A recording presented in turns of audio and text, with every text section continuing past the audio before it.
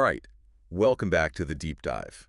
Today we're talking grip, like really getting granular with it. Yeah, we're going deep on this one. We are diving deep into the world of optimizing camber on race cars. Yeah. So if you spend your weekends chasing those apexes, or maybe you're just fascinated by like the science of speed, Mm-hmm. this one is for you. Yeah. This deep dive is really all about helping you unlock the secrets of finding that just right, that ideal tire camber setting. Yeah, absolutely. And, this is something that's super important to get right if you're looking for the best performance out on track. Absolutely. And what's interesting is even those tire gurus, the manufacturers themselves, they can only give you kind of a general recommendation. Right. Safe range is what our sources call it. Yeah. They can't possibly account for the specific characteristics of your car and your driving style and, of course, the track that you're driving on, right? Exactly. So the real fine-tuning, the optimization, it really falls on your shoulders. And it honestly, sometimes it feels a little bit like trial and error. Yep. More art than science, you know? Yeah. You make an adjustment, you go out, you see how it feels.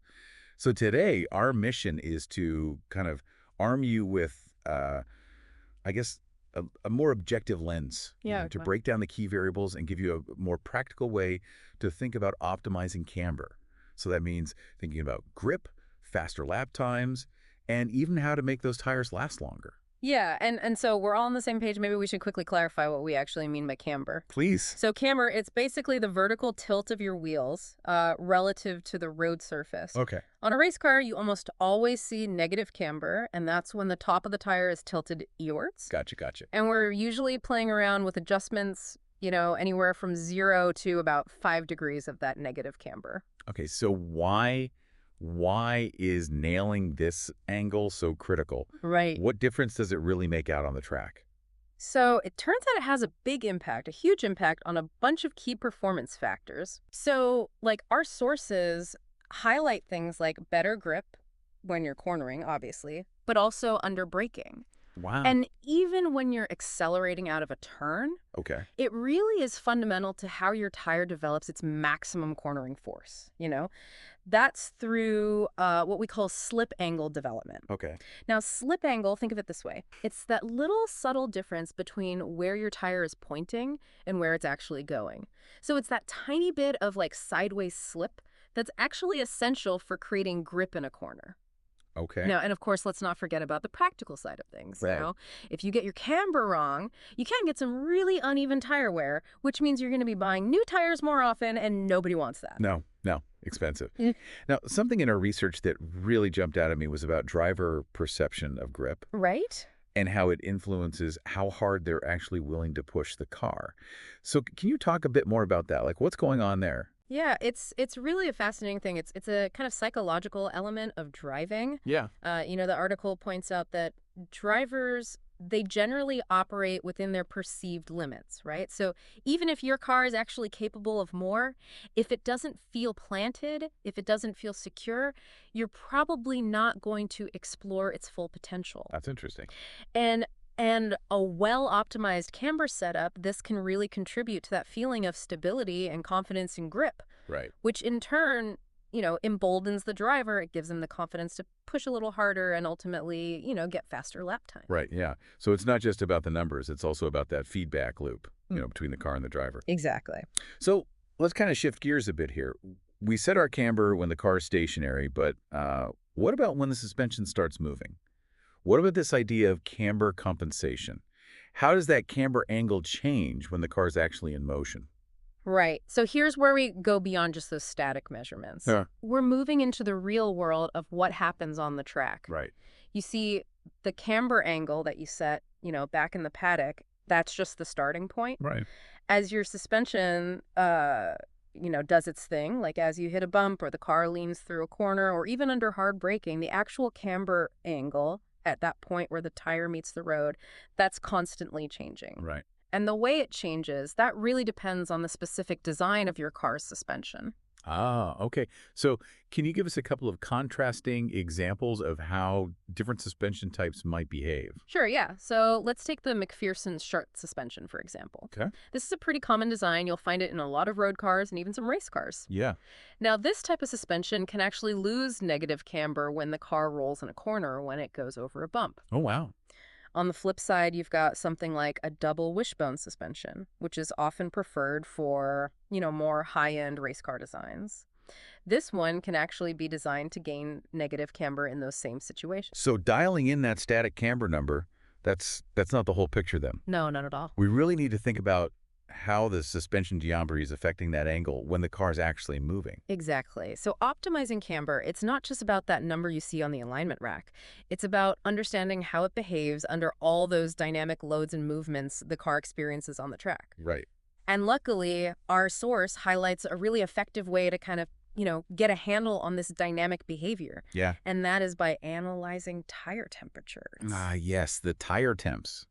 Our research really emphasizes how looking at those temperature differences across the tire surface, that can actually tell us how evenly the tire is loaded. Yeah. So could you kind of break down that connection for us? So what's really interesting about tire temperatures is that they're a direct result of how much each part of the tire is working, Yeah. how much friction it's generating. So if you find that the inside edge of your tire is way hotter than the outside edge, it's a pretty good sign that you might have too much negative camber. Okay. It means that the inner part of the tire is doing most of the work, while the outer portion isn't really contributing as much as it could. Gotcha. And that actually reduces your overall contact patch, which you don't want. Now, if you see the opposite, a hotter outside edge, that could mean you don't have enough negative camber. Ah, okay, okay. And so there are a bunch of different ways to actually measure these temperatures, right? Different levels of, I guess, sophistication? Yeah, absolutely. So the traditional way, which is still very valuable, is using a pyrometer. Mm-hmm. You basically take these quick temperature readings at various points across the tire right after a session. Yeah. Now, our source also talks about some more advanced technology, stuff like onboard tire temperature monitoring systems. Ooh, yes. Very fancy. And from what I understand, these are incredibly data rich. Hmm. Like the article mentions a race team that's using a system with 16 temperature sensors per tire. Yeah. I mean, that's a ton of information. Oh, it is. It's a fire hose of data. And the real challenge then becomes, how do you actually sift through all that data? How do you make sense of it? How do you turn it into something useful, something actionable that can actually help you make better decisions about your setup? Yeah, yeah. Because those colorful heat maps that these systems can generate, they look really cool, but what we need is a way to actually use that information to make our tires work better. Right, exactly. So, and this kind of brings us to the core of what this article is about, which is onboard tire temperature spread analysis. Mm-hmm. And it sounds like this is a way to take all that complex data and turn it into something more practical, more usable. Right. So how does this analytical technique work? So what's really clever about this approach is it uses charts to visually represent the relationship between how your car performs in terms of grip and how you've got your camber set up, which is reflected in that tire temperature spread. The example charts in the article, they use this thing called a grip factor on the x-axis. And this metric was developed by a guy named Jorge Sigers. Okay. Think of grip factor kind of like a performance score.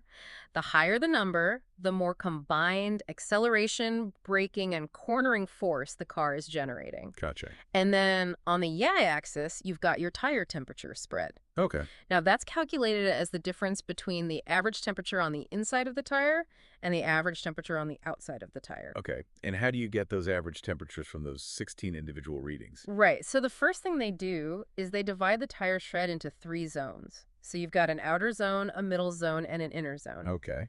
Then they take all those temperature readings from the sensors within each zone and average them together.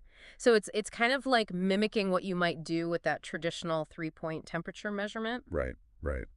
Now, to get the camber spread, you subtract the average outer temperature from the average inner temperature. And that difference, that gives you a number that represents how the load is spread across the tire. Gotcha. So by plotting this grip factor against the camber temperature spread for different runs, you can start to see some patterns. Exactly, yeah. And so the idea is there like a sweet spot? Is there an ideal temperature spread that consistently goes with higher grip levels? That's the million-dollar question. Yeah. And to illustrate this, the article gives us 2 sets of example charts. Okay. One set of data comes from a morning session, the other from an afternoon session. Maybe some camber adjustments were made between those 2 sessions. Now, since our listeners can't actually see these charts, let's help them understand what they should be looking for. What are the key questions to ask when looking at these morning and afternoon patterns? So this is where you put on your detective hat. Okay. When you look at those clusters of data points, the first thing to consider is, what does that temperature spread tell you about the camber settings? If you're seeing a consistently large positive spread, it probably means you're running a more aggressive negative camber setting. Okay. A smaller spread might mean you're being a bit more conservative. Okay, gotcha. And then, and this is really important, is there a noticeable difference in the overall pattern of those points between the morning and afternoon? Interesting. Do the data points from one session tend to cluster more towards the higher end of that grip factor? Right. And which pattern seems to be doing a better job of translating the camber into actual grip? Okay, so then the article talks about these clusters of insight, and I think this is where things get really interesting. What are these clusters telling us? So what's cool is that you can use a data intensity filter to highlight the areas on the chart where the car is spending the most time. Interesting. These clusters, they're not just random, they actually represent the typical operating conditions of the tire under specific camber settings and driving conditions. So these are the conditions where the car is spending the most time on track. So when we see these clusters, what should we be looking for? How do we interpret them? So first, you want to look at how tight or how spread out the cluster is. Okay. A really tight cluster, that might indicate more consistent tire behavior throughout the lap. Okay. Then you want to see if the clusters are generally located in those high grip factor areas. Gotcha. And of course, you have to look at the temperature spread within those clusters. Yeah. Are you getting good grip, but with a really big temperature difference? Right. That could be bad for your tire wear in the long run. Yeah, makes sense. Ideally, you'd want to see a nice balance between grip and a more even temperature distribution. So the goal of making camber adjustments when you're using this kind of analysis is to move those clusters towards what they call in the article an optimizing camber zone, right? Yeah. It's basically an area on the chart where you've got both high grip and a good temperature spread, where you're balancing performance with tire life. So your job as the data analyst then is to try and predict how changing your camber settings is going to affect those clusters on the chart. Right. So if you decide to add more negative camber, how do you think that's going to change the temperature spread? Yeah. How's it going to change the grip factor? Exactly. And it takes some practice to develop this kind of visual, conceptual understanding of how it all works. Right. Now, what about those listeners who might not have all this fancy onboard temperature data? Does the article offer anything for them? Oh, absolutely. Even without all those sensors, you can still think about how camber adjustments are likely going to affect those theoretical clusters. Right. Ask yourself, if I change the camber, how might those patterns on the chart shift? Okay. What would the ideal cluster pattern look like for my car and my driving style? Right. And the most important question, how do I find that sweet spot, that balance between maximizing performance in the moment and making sure my tires last? Yeah, that's a great point. And to really highlight how much these seemingly small adjustments can make a difference, the article mentions that the fastest lap time achieved with one of the analyzed setups was actually 1.5 seconds per lap quicker than the other. Yeah, a huge difference. Yeah, it just shows how even small changes in camber can lead to big improvements in performance. It really underscores the power of using data to inform these crucial setup decisions rather than just relying on feel or guesswork. So just to sum up here, the key takeaway is that by analyzing the relationship between grip, that grip factor, and how effective your camber is, which we see in the tire temperature spread, we can start to make much more informed decisions about our camber setting. Exactly. We're basically using those data clusters, those patterns on the chart, as a guide to finding that optimal setup. It's moving away from just setting a number based on some general rule of thumb and hoping for the best. It encourages you to really think about what's happening at that point where the rubber meets the road, how your camber settings are affecting that interaction. So listeners, really think about this approach. Think about how we can use temperature spread as a real, tangible way to understand how well your camber is working. It really makes you wonder, can you picture yourself using these ideas to optimize your camber, even if you don't have all that high-tech telemetry? And what other data might be usable? Information from your lap timer, maybe brake pressure readings, even just detailed notes about how the car feels. Yeah, all those things can help you unlock even more performance from your car. Absolutely. And that's what it's all about. That's what it's all about. All right, that's going to do it for this deep dive into optimizing camber. We'll catch you next time on The Deep Dive. See you then.